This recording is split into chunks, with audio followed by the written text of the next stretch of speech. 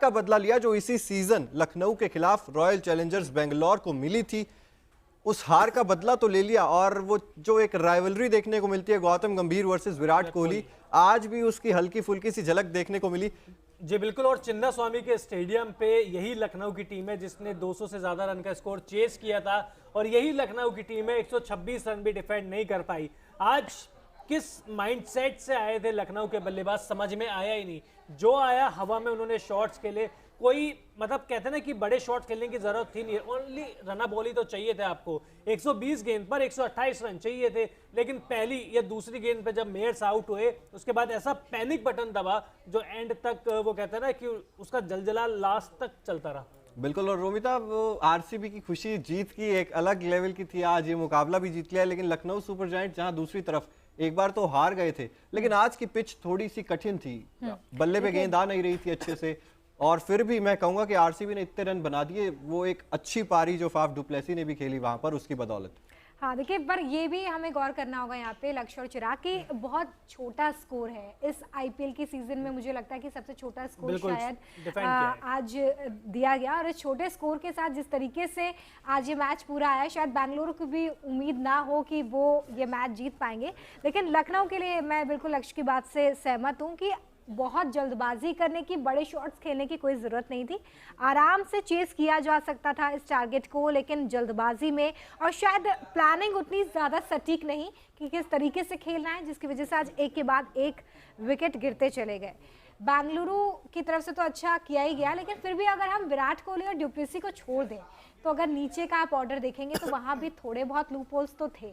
अच्छा हुआ ना रन नहीं बनाया, नहीं तो लखनऊ तो बहुत पहले हार जाता, क्योंकि 127 रन नहीं बना पाए तो आप कैसे बड़े स्कोर का पीछा करोगे। लेकिन आज आपके जो सबसे फेवरेट खिलाड़ी है केएल राहुल, अगर शायद इंजर्ड नहीं होते तो कहानी कुछ बदल सकती थी, क्योंकि इन परिस्थिति के लिए उनकी बल्लेबाजी सबसे ज्यादा अच्छी थी। बिल्कुल, इन परिस्थितियों के लिए अच्छी थी बल्लेबाजी, और वो जो एंकर की भूमिका निभाते हैं हर बार, टीम इंडिया के लिए भी निभाते हैं, अपनी टीम लखनऊ सुपर जायंट्स के लिए भी निभाते हैं। अगर वो एंकर एक मिल जाता, जो लगातार विकेट्स गिर रहे थे लखनऊ सुपर जायंट्स के, वहां पर अगर कोई खिलाड़ी रुक जाता तो एलएसजी ये मुकाबला आराम से निकाल कर ले जाती। आयुष बदोनी की हम लोग बात कर रहे हैं, 11 गेंदों में 4 रन इन्होंने बनाए। आज आयुष बदोनी की जगह मार्कस स्टोइनिस को ओपन के लिए भेजा जा सकता था। जब आपको बड़े शॉट खेलनी है तो पावर प्ले में भेज देते। बिल्कुल। और आपके पास जब ऊपरी क्रम में केएल राहुल थे ही नहीं, जब आप एक्सपेरिमेंट कर ही रहे थे, तो फिर आप थोड़ा सा तेज तर्रार पावर प्ले का इस्तेमाल करने के बारे में सोच सकते थे। कृणाल पांड्या भी देखिए, रन्स तो इतने ज्यादा किसी के बल्ले से नहीं निकले, और वो जो रन निकले वो सिर्फ फाफ डुप्लेसी के बल्ले से 44 रन निकले, वो भी विराट कोहली 31 रन। विराट कोहली दीपक हुड्डा को क्या हुआ है, एक भी सीजन इस सीजन में एक भी मैच में उन्होंने अच्छी पारी नहीं खेली, एक भी मेरे हिसाब से शायद 20 रन से ज्यादा की पारी नहीं खेली है।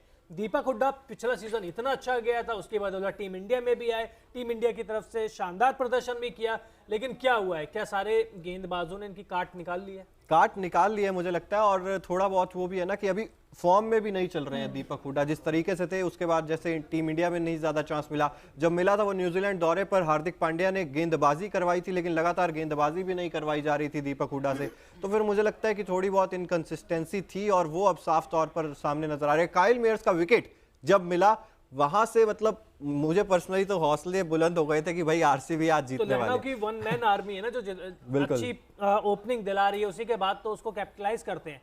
लेकिन रोमिता, पूरन हो गए, स्टोइनिस हो गए, दीपक हुड्डा हो गए, कुणाल पांड्या हो गए, आयुष बदोनी हो गए, 228 चेस कर रहे थे या 128?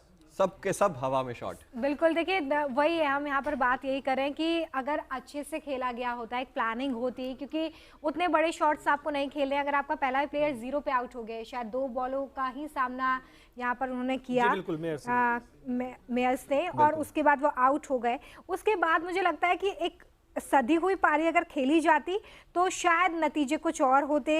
बदोनी को अगर हम देखें तो सिर्फ 11 बॉलों का सामना किया, 4 रन बनाए, उसके बाद लगातार 14-1, 13-9, 23, मतलब अगर आप हाईएस्ट स्कोर देखेंगे तो सिर्फ अमित मिश्रा का है 23 रन शायद। अमित मिश्रा नहीं, मुझे लगता है कि यहाँ पे कृष्णप्पा गौतम की तरफ से 23 रन जो है वो बनाए गए। मिश्रा ने खेली है। स्कोर जो है 5 ओवर खेल के गए अमित मिश्रा। हाँ, हालांकि सिर्फ 19 रन उन्होंने बनाए इस दौरान, बिल्कुल, लेकिन अगर हाईएस्ट स्कोर के हिसाब से आप देखें, आप आईपीएल खेल रहे हैं, आप एक बहुत ही लो स्कोरिंग टारगेट को चेस करने के लिए खेल रहे हैं, वहां पर अगर आप इस तरह से खेलेंगे तो शायद नतीजा यही है। और मुझे लगता है कि आज गलतियां ज्यादा हुई हैं, कोई प्लानिंग नहीं थी, कोई स्ट्रैटेजी नहीं थी, जिसकी वजह से आज ये नतीजा है। और मैक्सवेल हार का ठीकरा आप किसी और पे नहीं फोड़ सकते, कुल मिला के बल्लेबाजी पे नहीं, किसी और चीज पे भी नहीं। कोई स्कोर इतना बड़ा था नहीं, ऐसा भी देखिए रैंक टर्नर नहीं थी कि बिल्कुल बॉल टच ही नहीं हो रही थी।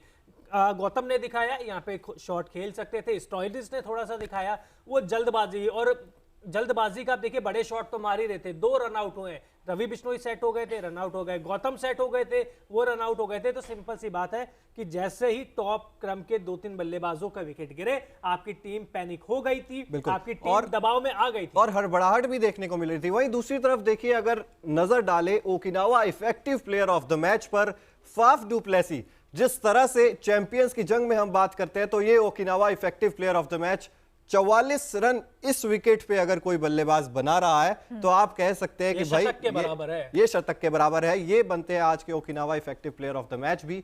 और क्या कहेंगे इनकी पारी के बारे में आप? संभल कर सूझबूझ के साथ 100 से ऊपर की स्ट्राइक रेट भी रखी और लगातार चलाते रहे थे। और सबसे अच्छी बात, पावर प्ले का अच्छे से इस्तेमाल किया। उनको पता था कि जैसे जैसे गेम आगे बढ़ेगा वैसे वैसे बल्लेबाजी और कठिन होती जाएगी, और ऐसा हुआ भी, क्योंकि पावर प्ले में बहुत तेजी से रन बनाए फाफ और विराट ने, लेकिन फाफ ने अपना विकेट फेंका नहीं। और अंत में देखिए जब लगातार विकेट गिर रहे थे तो उनको तेज बल्लेबाजी करने की जरूरत थी, कैपिटलाइज नहीं कर पाए। लेकिन आज के 44 रन शायद कई दिनों के 70 या 80 रन माने जाएंगे। तो सही कहा आपने, Okinawa effective player of the match हमारे लिए तो कम से कम यही है। बिल्कुल, और शानदार पारी भी खेली, और कप्तान है आरसीबी के, और आज कप्तान की तरह ही लीड करते हुए नजर आए। वो शुरुआत मिली विराट कोहली के साथ, लेकिन आपको लगातार उस स्कोर को लेकर जाना था, फील्डिंग भी किया आज इन्होंने। और देखिए जब आपको बदला लेना हो तो इस तरह की पारी कप्तान के बल्ले से तो निकलनी चाहिए, जिस तरीके से आज डुप्लेसी ने खेला, और रणनीति भी अच्छी। हालांकि स्कोर उतना बड़ा नहीं था। मैच कितना देखा आपने? मैं थोड़ा बहुत देख पाई। विराट कोहली का एग्रेशन देखा, बार-बार देखा, लगातार देखा? लगातार तो नहीं देखा, क्योंकि देखिए मेरे बुलेटिन्स भी हैं बीच में, तो थोड़ा बहुत ही मैं देख पाई हूँ। लेकिन क्या था, चिराग से पूछूंगा, वो क्या था? गौतम गंभीर को जवाब था या वो था एलएसजी को भी जवाब था? इमेजिन कर पा रही हूँ विराट कोहली का एग्रेशन, मैं इमेजिन कर पा रही हूँ। लेकिन मैं समझना जरूर चाहूंगी चिराग से कि चिराग, आज जिन लोगों ने मैच नहीं देखा है, जो मेरी तरह किसी न किसी काम में व्यस्त थे, उनके लिए आप बताइए कि आज मैदान पर बिना बोले क्या कुछ हुआ है। बिल्कुल, और आज colourful moment of the match की बात करें तो ये Okinawa colourful moment of the match, ये जिसकी हम बात कर रहे हैं, विराट कोहली चमकते हुए दिखाई दिए पूरे मैदान में। और ये वो फ्लाइंग किस थी, एक वो ये फ्लाइंग किस थी, ये फ्लाइंग किस आज पूरे लखनऊ में बांटी जा रही थी कि आप वो देखिए पीछे से विराट कोहली को देखिए, आप पीछे से विराट कोहली को देखिए। ये अनुष्का शर्मा के बर्थडे की खुशी है क्या?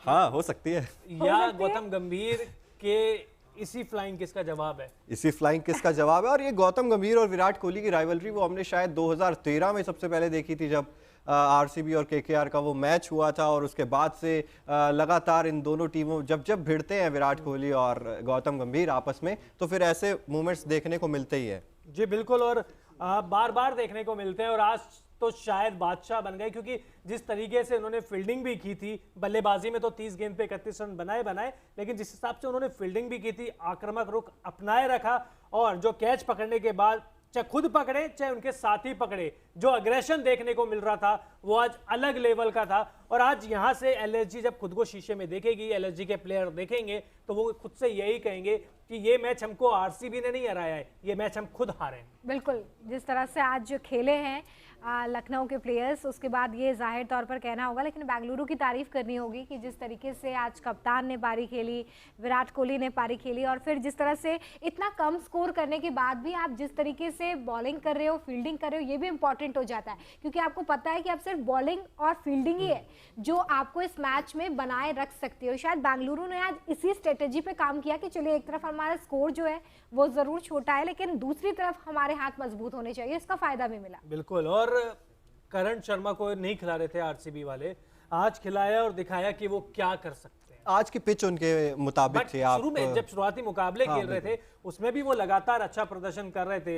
हसरंगा आए, उनको बाहर कर दिया गया, लेकिन मुझे लगता है कर्ण शर्मा जैसे मुंबई इंडियंस के लिए पीयूष चावला प्रदर्शन कर रहे हैं, लखनऊ के लिए मिश्रा जी कर रहे हैं, वैसे ही इस टीम के लिए शायद कर्ण शर्मा कर सकते हैं। हसरंगा की बात करें, 4 ओवर 20 रन दिए, एक विकेट भी हासिल किया और जिस तरीके के गेंदबाज हैं इनसे उम्मीदें बहुत ज्यादा हैं। बल्लेबाजी में भी उम्मीदें ज्यादा है, बल्लेबाजी में तो हालांकि उतना कुछ कर नहीं पा रहे हैं, लेकिन गेंदबाजी में जरूर करके दिखा रहा है। ग्लेन मैक्सवेल जिन्हें पावर प्ले में ही एक ओवर दिया गया था, उसी में एक विकेट चटका ली थी इन्होंने, और जहां पर स्पिन में मदद थी वहां पर कप्तान फाफ डू प्लेसिस ने भी इस बात को समझा कि आप यहां पर पावर प्ले में ग्लेन मैक्सवेल से एक ओवर करवा सकते हैं। सिर्फ 3 रन दिए, एक विकेट हासिल किया, वहां से मोमेंटम आया थोड़ा।